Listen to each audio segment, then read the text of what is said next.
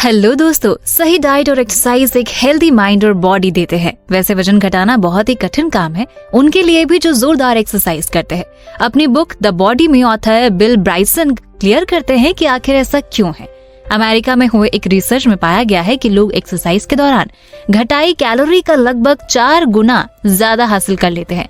फिर on average जितनी calorie उन्होंने घटाई लगभग उसके 2 गुना कैलोरी का कंजप्शन करते हैं।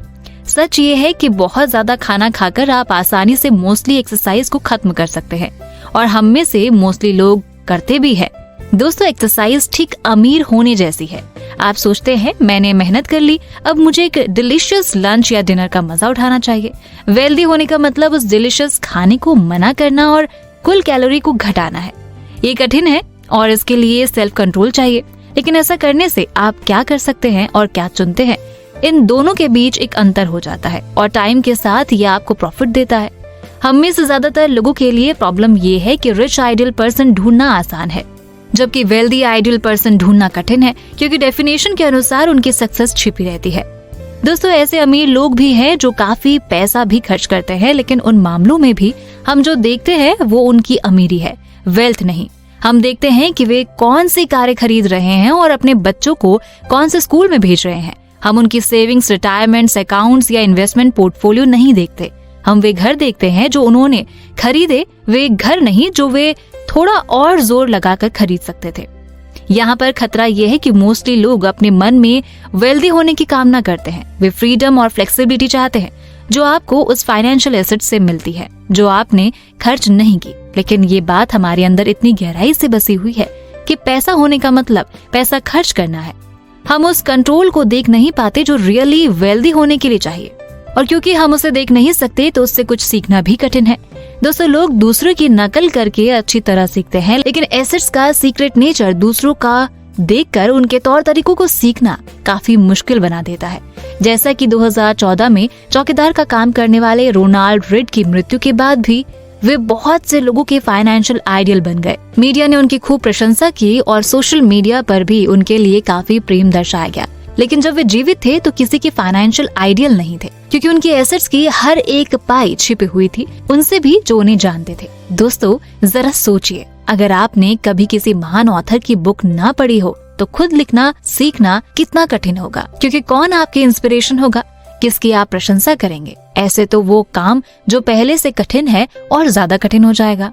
जो आप देख नहीं सकते उससे सीखना बहुत मुश्किल है, जिससे पता चलता है कि ज्यादातर लोगों के लिए एसेट्स जमा करना कठिन क्यों है। दुनिया ऐसे लोगों से भरी पड़ी है जो दिखने में भले ही साधारण हो लेकिन रियली में वेल्दी है, और ऐसे लोगों से भी जो अमीर नजर आते हैं लेकिन दिवालिया होने की कगार पर हैं। और ये हमेशा ध्यान में रखना जरूरी है जब आप दूसरों की सक्सेस को आंक रहे हो या फिर खुद अपना गोल बना रहे हो। अब आपके मन में ये क्वेश्चन उठ रहा होगा, अगर एसेट्स वो है जिसे आप खर्च नहीं करते तो फिर उसके होने का फायदा क्या है?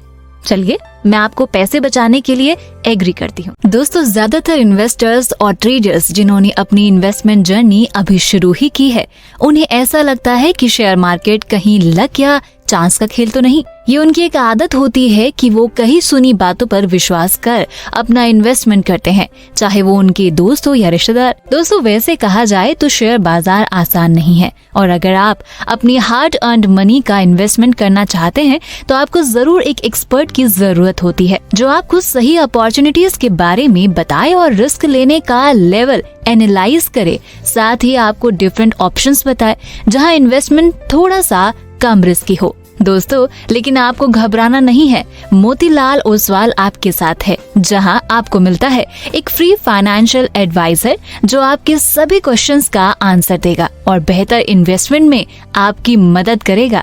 मोतीलाल ओसवाल के पास स्टॉक मार्केट में 30 साल से भी ज्यादा का अनुभव है और साथ में 50 लाख से ज्यादा सेटिस्फाइड कस्टमर्स भी। यहाँ आप फ्री में डीमैट अकाउंट ओपन कर सकते हैं, साथ ही पहले साल आपको कोई मेंटेनेंस चार्ज भी नहीं पे करना है और ब्रोकरेज भी बहुत कम है। Flat brokerage 20 rupees per lot ही आपको पे करना होगा। दोस्तों, इसके लिए आपको बस अपना पैन कार्ड, आधार कार्ड और बैंक प्रूफ चाहिए होगा। और अगर आप पहली बार अकाउंट ओपन कर रहे हैं तो smart and easy to use mobile app में आपको एक वेलकम बास्केट भी मिलेगा, जिसमें AI बेस्ड टूल्स और ब्रोकरेज रिवर्सल शामिल होंगे। आज ही डिस्क्रिप्शन में दिए गए लिंक से मोतीलाल ओसवाल से अपना फ्री डीमैट अकाउंट ओपन करिए। क्या पैसे बचाने के लिए लोगों को मनाना पड़ता है? ऑथर का मानना है हाँ, बहुत से लोगों को मनाना पड़ता है। एक फिक्स्ड इनकम के बाद लोग मेनली इन 3 ग्रुप्स में आते हैं। पहले जो सेविंग्स करते हैं, दूसरा जिन्हें नहीं लगता कि वे सेविंग्स कर सकते हैं, तीसरा जिन्हें लगता है उन्हें सेविंग्स की जरूरत ही नहीं। दोस्तों, एक रूल बहुत इजी है लेकिन आसानी से अनदेखा हो जाता है, जो ये है कि एसेट्स जमा करने का संबंध आपकी इनकम या इन्वेस्टमेंट रिटर्न से कम और आपकी सेविंग्स रेट से ज्यादा होता है। आइए इसे एग्जाम्पल से समझते हैं। 1970 के दशक में ऐसा लग रहा था कि दुनिया से सारा क्रूड ऑयल खत्म होने वाला है। हिसाब ज्यादा कठिन नहीं था। ग्लोबल इकोनॉमी में तेल की खपत बहुत ज्यादा थी। ग्लोबल इकोनॉमी डेवलप हो रही थी और जितना तेल हम खुदाई करके निकाल सकते थे वो कम पड़ रहा था। शुक्र है कि तेल खत्म नहीं हुआ, लेकिन ऐसा इसलिए नहीं कि हमें ज्यादा तेल मिल गया या फिर हमने बेहतर ढंग से तेल की खुदाई करना सीख लिया।